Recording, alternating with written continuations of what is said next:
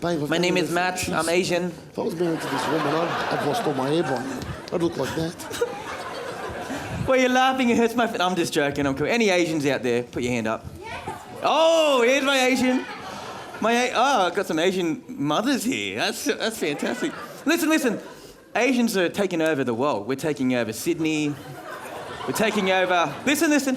We're taking over the libraries. And if your cat's gone missing... It's at my house. Now listen, if you're white, you've got white skin, you're my Wasians. My white Asians. If you got red hair, you're my Rasians.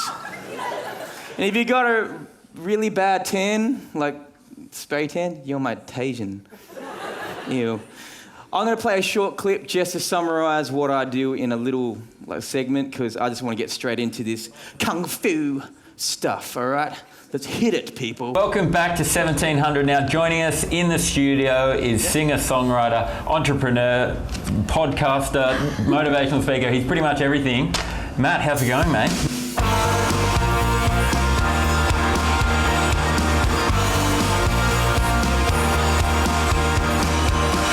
My mind says something's different. You're walking 2 steps ahead. I gave you my card. Don't disregard your initial reaction, even if the lights are red. What will I do when I'm left unspoken? It's something I don't wanna regret.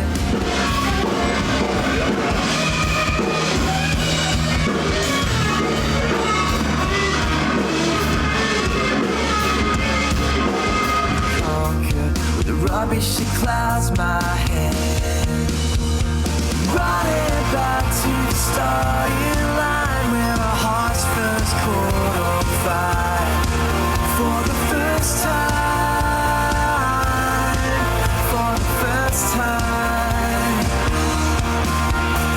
there's something new. These boys are serving food and dessert and coffees to people they probably would never ever meet in their kind of circles. So this is what we love to do at the Green Room, is work with other local communities and institutions that are there to help other people. That's what it's all about. Open your heart to someone who loves. Well, I got this watch from Japan. It's really cool. Oh, cool. So just like this.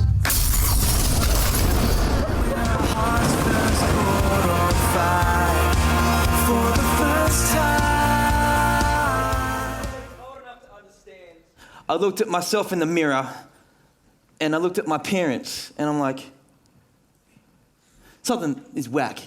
Because my mum is like 4'2", white, looks like Yoda. Love it a bit. My dad's 6 foot-ish tall, grey hair, looks like Bill Clinton. And I'm looking at me going, what's going on? And they're like, Matt, when you were just a baby, we adopted you. I'm like, what's adoption? I don't know what that is. Well, your mum in Korea had a very special story. See, when I was back years ago, my birth mum was born in a country town in South Korea, Gangnam Style. It's a country town, and her mother died when she was a young girl, so she was left raising her father and 2 younger brothers. My birth father apparently was a guy who lived in the city, who delivered supplies out to the farms. And they met one night, stayed over, he went on his way, but she didn't know. She had no idea that she was pregnant until she hit labor. And I'm like, what the heck? I was sitting in Korea on tour, and these Korean people were trying to speak English to me. It was terrible. It was like, what? And they were saying, listen, your mum's description was 5'1" and fat. I'm like, fat? That's so harsh, man. Couldn't you say curvy, round? But the English translation, they're just so blunt in Korea. Just be careful, Koreans. But it made sense because she didn't know she was pregnant with her body size until she hit labor. She was a middle school educated young girl, didn't have much education about the subject. and she gave birth to me on the barn floor in South Korea. The next door neighbour delivered me. I am the Asian Jesus. I am the Asian Jesus. It didn't bother me being adopted. It really didn't, because my mum and dad loved me to bits. Until when I was 6 years old, they sat me down and they said, Matt, Kristen, my adopted sister from Taiwan, what we're about to say to you does not change the way that we love you. And my mum started bursting into tears. Some of you guys know where I'm going with this. And they said, Mum and Dad are splitting up. And Dad is going with someone else, and you're going to be living with Mum for a while. My whole life went down like that, crazy. My identity, I had questions going through my mind going, who am I now? Being rejected by my birth parents in South Korea. Now my parents don't love me anymore. It wasn't the truth, but that's how I felt. And I went through a whole bunch of years really sad and trying on different things, trying on masks and hanging out with different crew and hurting different people. And I tell you what, it was hard. And some of you guys, there's stats that tell me today there's a whole majority of people in this room that could relate to me. Maybe not the adoption part, but with the parents part. I want to tell you that I got through that. And I got through it with a few key principles, and I'm going to show you today because I got picked on. It's like my whole life started snowballing into this big challenge. Like I went to school, and I remember I got off at this bus stop right near my house my mum was renting, because we moved about 5, 6, 7, 8 times. And I hate moving house to this day. Hate it, because probably it brings back old memories of moving boxes. But these kids in year 6 would get off the same bus stop as me, and they'd throw me in a whiz bin. And they would roll me down the hill of this highway. And I didn't tell anyone. I didn't tell my mum, didn't tell anyone for about 3 months. Because that's what a bloke does, isn't it? Guys, you know what I'm saying? Girls, when you feel sad, you know, like typically it's a good thing. It's a healthy thing to tell your friends. Tell your mum. Have a cry. Guys, something happens to you, it's like, oh, I'm okay. Don't need to go to the doctor. Go see a doctor, mate. That's terrible. Guys, we keep things in. And when you keep things in that's meant to come out, it comes out abnormally. My mum found out because she found rubbish in my hair one day, and mums pick up stuff. They are spiritual, man. They just go, something's wrong with you. No, it's not. Change subject, please. My mum knew what was going on, and she's like, Matt, what is in your hair? I just could not keep it in. I just cried and let her know what happened. And man, those kids in year 6, they got done, man. Principal called them up, got their butts in the office. What did you do? I didn't mean to. Yeah, you did. 3 months you've been doing it. And I'm going, it's great. I've had the privilege of meeting some very successful people, and every single one of them have gone through challenges, their own story, their own griefs. And I tell you what, each one of them that have got through it haven't had backbones made out of bone. They've had backbones made out of steel. They can bend, but they never break. It doesn't matter what's been done to them, what's been said to them. So many people that I know have been so successful, have gone through worse things than me. And so many other people have gone through the same situation. Their parents left them, even maybe abused them, terrible stuff. And they got through it. How? Why? How? What's the difference between them making it and the other people not? And I tell you, one of the keys and one of the most dangerous ideas, which this whole conference is about, is asking the right questions.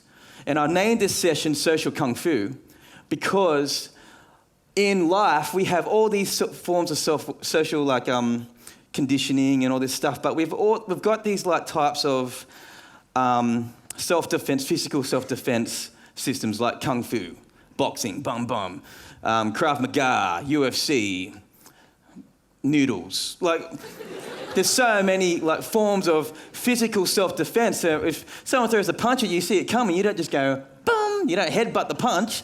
You're an idiot if you do that. You want to get out of the road of it. But guess what? All that stuff is pretty much useless in everyday life. What are you going to do? Your teacher goes, hey, go give this message to the office, and you're like, I don't like that, and you armbar the teacher. Someone says, oh, your shoes look stupid, and you just put them in a headlock, and they end up like passing out on the floor. What's going to happen to you? You're going to be charged, you're going to be sent away.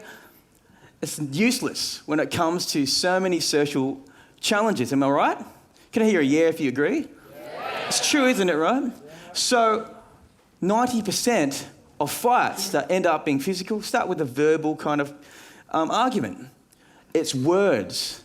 It's words. What if we could form some type of kung fu mastery with our words, verbal self-defense? There's not a day that goes past where we're not faced with some type of conflict, verbal conflict, gossip, rumours about somebody. Even at lunchtime, you might have heard people say, oh, did you see that chick? She's blah, blah, blah, blah. Did you see that guy? Oh, yeah, he thinks he's so tough. All this stuff happening is words. It's words. If you go punch someone in the face for that, you're going to prison, man. It's not cool. I've been in a court with 3 or 4 guys the last year that haven't learnt this. It's crazy, man. I see the best and the worst of kids every day. I mentor dozens of kids one-on-one a week and hundreds through my programs. And I'm telling you, we're going to uncover the top 3 that I see like with verbal kind of challenges today. And the 3 are usually gossip, accusations, and attacks. Who has gossip in this school? Give me a hands up. Every single person nearly. Gossip, oh man. This is serious. We're going to go deep today. Gossip like this. She's bulimic. She's bulimic. He's into alcohol and drugs. His mum, her dad. What? Accusations. You spoke to my girlfriend and you're hitting on her. No, I didn't. Yes, you did. I saw you at the canteen. You tried to shout her a muffin. You were hitting on my girlfriend. Accusations, attacks. You're just a joke. F-bomb, yeah. Man, these are the top 3. And I want to introduce something to you with your brain, a bit of science here. Your brain has a function called the reticular active system, RAS. It's like what we put into homing missiles. You give it a target, and it'll move around mountains, move around certain objects to hit its target, hit its mark. We have that function in our brain. When you ask your brain a question, it is designed to find an answer. It is designed to find evidence for it. And so many times we ask ourselves different disempowering questions like, why me? Your brain goes, well, because you're not as cool as that other guy. And remember that time? It brings back all these things. It's an unhelpful question. Or what about that time? Or this always happens to me. Oh, my body's not very good. Oh, I'm not very smart. And your brain goes, it's actually true. Like there was a time in year 1 where you didn't do very well. And the time you slept in your exam, Matt? I'm like, yeah, I remember that. True story. Your brain has this function, but get this, right?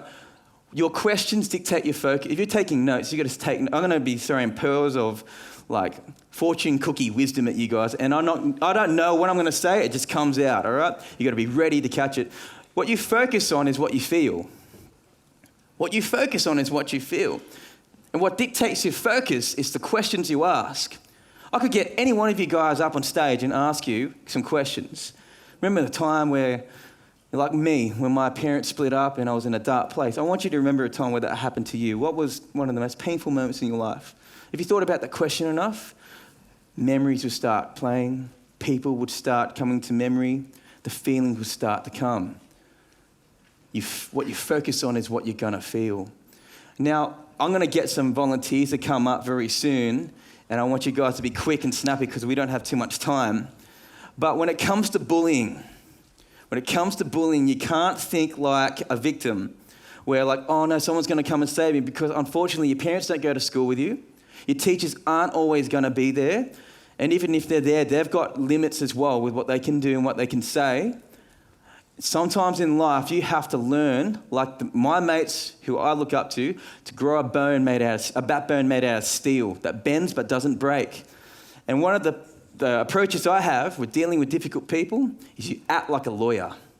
You're not put off by the fact that someone doesn't like you, because too often we get like so scared. We're like a cat caught in the headlights. You don't do anything. You don't get out of the road because you're so shocked that someone doesn't like you. But you might not even like that person. That person might be like not respectable at all. But for some reason, we're just so shocked, so paralyzed that someone doesn't like our opinion or what we look like. You've got to be looking, instead of looking at someone not liking you, look at the facts. Like lawyers, They always look at facts and figures, evidences. Now, this is what we're going to do. This is our question toolkit. Take a screenshot of this, write it down, whatever you want to do to kind of remember it. What, why, who, when, where, how. These are fantastic words that you begin your questions with. And they all have certain functions. What looks at the person, like the subject. Why looks at the motivation. Why is one of the most powerful questions. If you ask yourself why 3 times, you'll understand yourself heaps better. So why do you want to save the world? Well, because it'll make me happy. Why will that make you happy? Oh, no. Why? 3 times. You learn a lot about yourself by asking yourself just 3 times why. When, looks at dates. Where, looks at the source. How, looks at practicalities. Who wants to be our first volunteer? Yeah, boom. Yep, and one more. Well, need a guy. Boom. You put your hand up and you're like, oh no, he chose me. Come on, give him a big hand as they come up. Yep. There's a microphone here. What's your name? Melissa Muni. Melissa. Anyone know Melissa? Oh yeah, Melissa. What's your name? Byron. What's your real name? It's Arky. I know people. Now, we're going to do a little role play here with gossip. Now, a lot of people put their hands up and said, hey, at my school there's gossip. What do you think people gossip about the most? Like what type of subjects at your school or your area? Girls. How about you? People's interests. Okay, cool.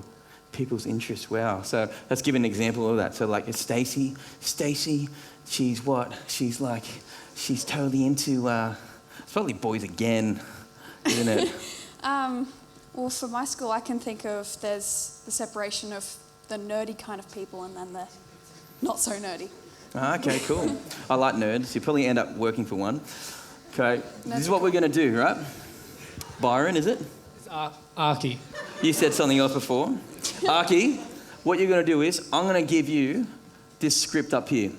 We're going to be gossiping about a certain girl, right? Mm-hmm. What's her name? Emily. We're going to talk about Emily. Ooh. Sorry if there's any Emily's. Is there any Emilys here? Don't point to them, it's okay. So I want you to look up there, and as you can refer to as much as you can, as much as you want, but you're going to ask us, we're gossiping about Emily. It's your sister. Ooh. Oh. I don't have a sister, but... You do now. You do now, buddy. Let's do this. Ready? So, Emily, man, she is one of the weirdest chicks I've ever seen. What do you reckon? Why would you say that? What do you think about that? She's just so uncool. Yeah, she is. How?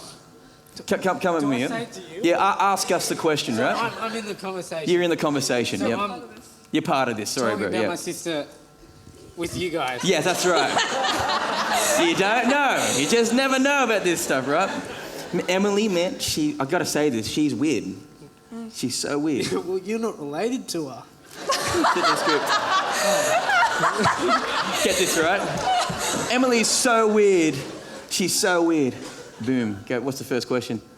Why do you say that? How does that make you feel? If we're actually talking about Emily, why do you say that? Where's the pressure now? On him or you? On me.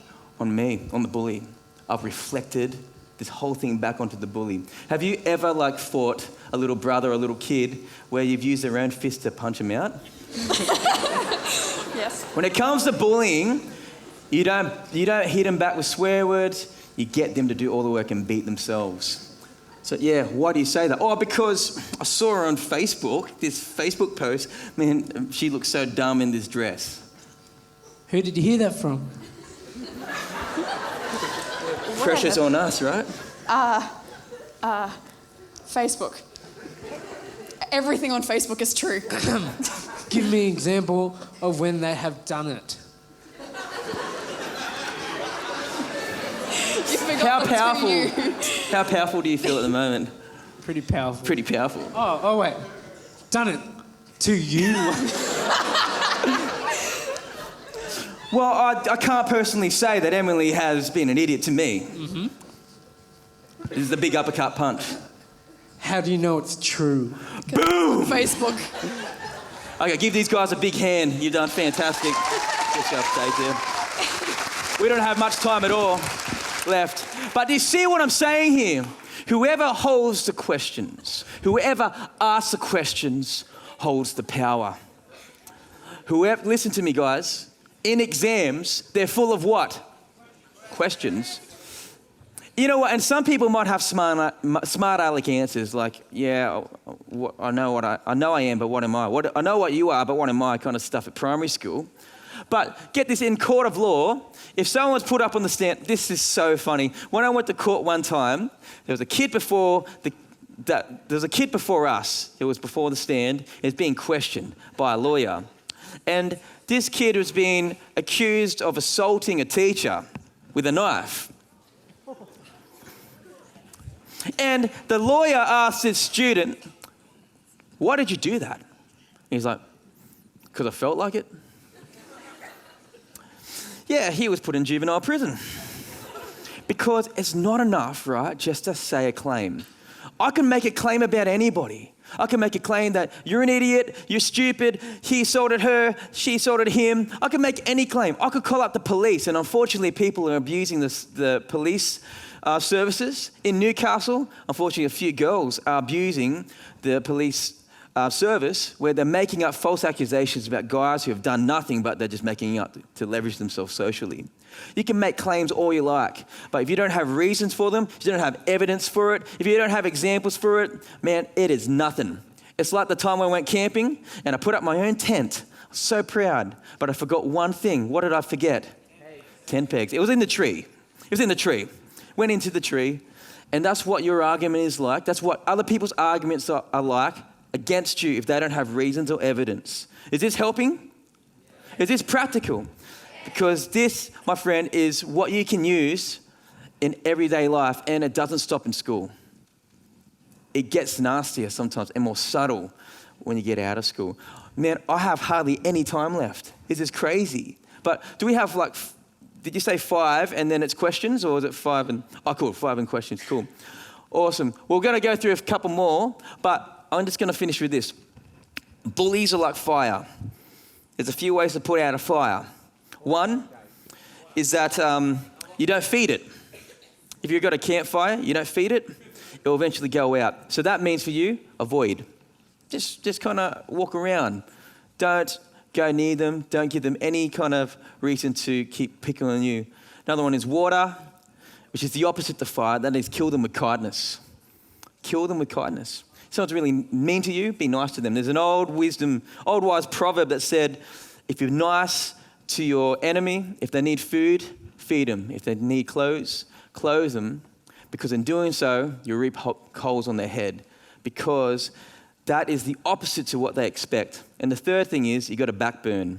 And backburning is when we burn a whole bunch of trees around an area we want to keep safe.